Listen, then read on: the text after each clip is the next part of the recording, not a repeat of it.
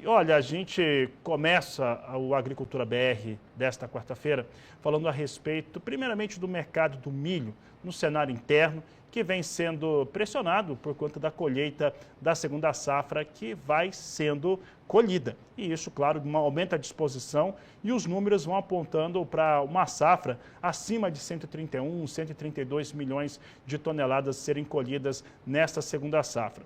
E é com este assunto que eu começo a conversa com o Cristiano Palavro, que participa conosco nesta edição de Agricultura BR ao vivo, aqui no canal do Boi. Cristiano, obrigado pela sua participação. Temos um cenário que era previsível, né? É uma questão até que a gente pode colocar dentro da sazonalidade. Quando você começa a colheita, essa colheita traz um impacto no mercado. E o impacto no mercado é, sem dúvida, um recuo para o preço da saca de milho. Mas parece que o comprador também está um pouco de lado neste momento. Como é que você avalia este cenário para o milho no Brasil? Boa tarde, seja bem-vindo.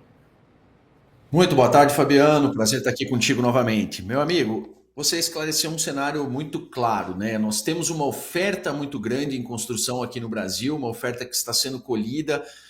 Na nossa visão, serão mais de 134 milhões de toneladas nesse ano, somando o verão com safrinha, ao mesmo tempo que há um desenvolvimento bastante favorável para as lavouras americanas, com potencial próximo também de 400 milhões de toneladas. Então, essa construção da oferta, em especial aqui no Brasil, é que coloca assim um peso para os preços aqui no nosso cenário interno. Mas um ponto importante é que nesses últimos dias, Fabiano, a gente tem visto um mercado um pouco mais sustentado. E o que faz esse suporte nesse momento? Principalmente o atraso na colheita. A gente tem muitas áreas, em especial do Paraná, do MS, que estão com uma colheita um pouco mais destaque para o Paraná. O Mato Grosso também está com uma colheita mais lenta, em especial em relação a 2024, mesmo cenário aqui de Goiás. Citei esses quatro estados porque são os quatro estados que formam 90% da nossa segunda safra. Então, esses compradores, especialmente do nosso mercado interno, que acabaram comprando só o necessário ali entre os meses de março a maio, que os preços eram mais altos. Então, eles compraram só o necessário para a chegada da safrinha. Agora, com esses atrasos, acabam ficando com estoques mais curtos e a necessidade de compra e a dificuldade efetiva de comprar, já que a colheita está atrasada, acaba trazendo um preço um pouco mais interessante. Fica um cenário de negativismo ainda para os preços, mas com suporte no curto prazo, puxado por essa necessidade de compra. Muitos produtores também, mesmo já colhendo, preferem deixar para vender mais para frente, e isso acaba dificultando a vida do comprador, que tem que elevar o preço na necessidade de fazer mais negócios. Em paralelo a tudo isso, à medida que os preços caem, a exportação passa a ser mais competitiva. A gente vê que os compromissos de exportação do Brasil nessas últimas 2 semanas em especial tiveram um salto importante. Ainda não podemos dizer que são exportações agressivas, mas cada vez que os preços caem, a exportação entra comprando um pouco, e essa paridade de exportação, que é o preço no porto, acaba sendo um piso para o mercado, algo que também dá sustentação nesse momento. Mas vale reforçar que o cenário em geral de fundamentos ainda é negativo para os preços, já que uma grande oferta está saindo aqui do Brasil e está se desenvolvendo lá nos Estados Unidos. Cristiano, ainda falando um pouco a respeito de milho, nós temos um fator em relação a consumo e exportação e essa oferta, né? Você falou em 134 milhões de toneladas na estimativa da Pátria Agronegócios, nós estamos com uma boa safra. Então a primeira pergunta que eu te faço, a gente está com line-up, se eu não estou enganado, de pouco mais de 4 milhões de toneladas em julho, e eu quero saber do seguinte, é possível a gente começar a ver alguma alteração nas estimativas de exportação do Brasil de milho nessa safra ainda 24, 25? E um outro fator, né? Nós temos um consumo elevado de milho no cenário interno e tem se elevado também a demanda, ainda pequena, frente a outras demandas, mas tem se elevado a demanda por milho para a produção de etanol, né? A gente tem visto as indústrias no Mato Grosso do Sul, o anúncio de uma outra grande indústria de etanol de milho aí no estado de Goiás. Como é que está essa situação de demanda neste momento e se a gente pode ver essa exportação crescer? Excelente pergunta, Fabiano. Um primeiro ponto, né? Esses 134 milhões, 134,75, para ser bem preciso no número da pátria, é uma oferta bastante grande. A gente está falando em quase 20% acima do que tivemos na safra total do ano passado. Mas um ponto que é relevante da gente colocar também, Fabiano, é que é uma grande oferta, uma oferta recorde, encontrando uma demanda também recorde. O Brasil, nesse ano de 2025, nessa safra 24-25, ele vai chegar a um recorde de consumo interno e pela primeira vez superando a casa de 90 milhões de toneladas de milho processado aqui dentro do Brasil.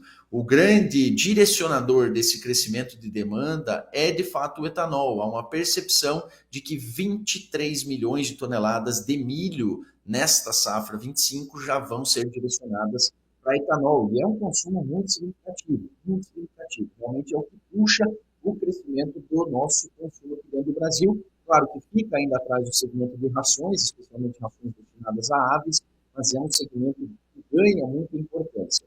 Com isso em vista, Fabiano, a gente vai sim ter um estoque mais confortável, um estoque de passagem mais confortável do que tivemos em 2024, estoque apertado em 2024, que justificou uma alta muito forte nos preços do milho no começo desse ano, então o estoque fica maior, mas ainda não é um estoque superior à média dos últimos 6 a 7 anos.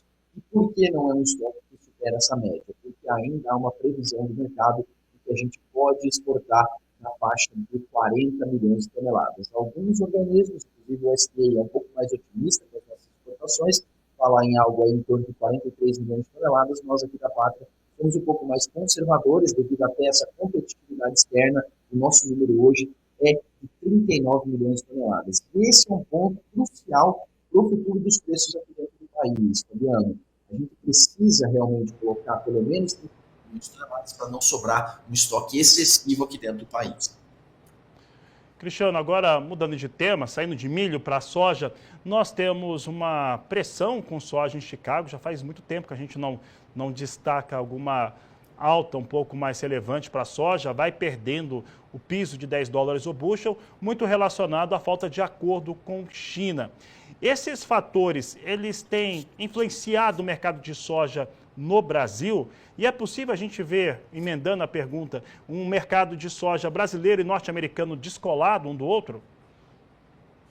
Sim, a resposta é sim, Fabiano. E eles pode acontecer exatamente o que aconteceu entre 2018 e 2019, que a gente teve um descolamento muito grande dos dois mercados. Naquele período, Chicago foi trabalhar lá na casa de 8,5, 8,60 dólar bushel, enquanto nossos prêmios bateram recordes históricos, superando aí a casa de 3 dólar bushel sobre Chicago.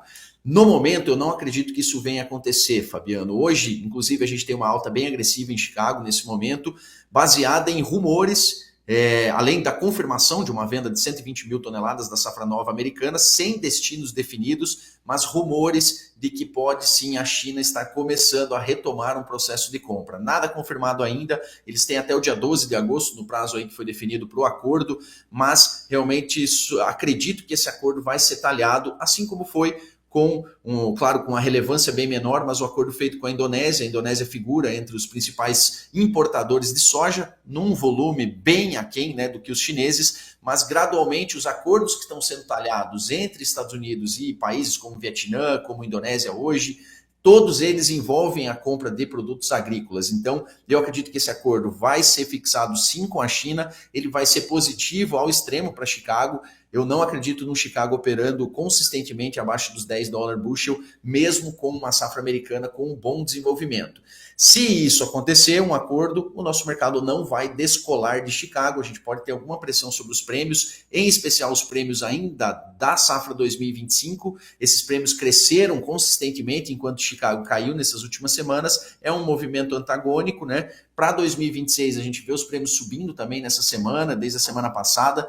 Eu não acredito nesse descolamento do mercado por acreditar que sim, China e Estados Unidos vão chegar num acordo. Caso o acordo não aconteça, Fabiano, aí sim nós vamos ver um mercado brasileiro aquecido e um mercado americano refletido na Bolsa de Chicago, bem apático e com preços consistentemente abaixo de 10 dólares por bushel.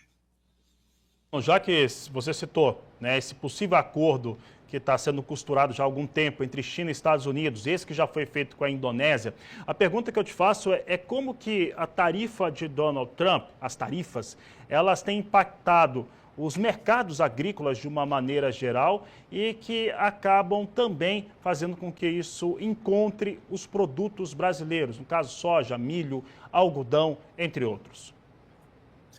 Olha, Fabiano, em termos dos produtos agrícolas citados, né, grãos, algodão, nós temos mais uma figura de competidor do que parceiro comercial com os Estados Unidos. Então, eu vejo que o principal impacto nestes segmentos, o impacto mais direto, acaba sendo via dólar. O dólar, apesar de não estar subindo com tanta consistência, ele está operando cerca de 10 centavos acima do que estava operando antes das tarifas do Trump.